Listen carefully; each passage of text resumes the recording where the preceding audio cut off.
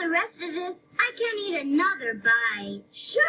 Boy, this is great. It was a terrific idea to have a slumber party. That way, first thing in the morning, we'll be all set to go. We still have one less person on our team than they do. We could really use another girl team. I've already called everybody I can think of. Me too. I got so desperate. I mean, I even thought of asking. Oh, really? Well, yeah, but everybody knows that they do everything together.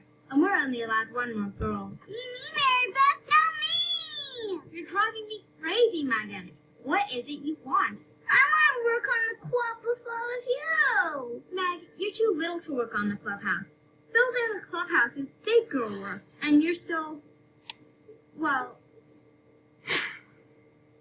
you're still a baby.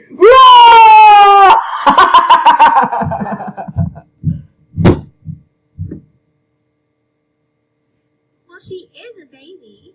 Oh, you're right, Mary Beth. Clubhouse building is big girl work. Or better yet, clubhouse building is boys' work. Or as we say in the West, a boy's gotta do what a boy's gotta do. Okay. I get the point.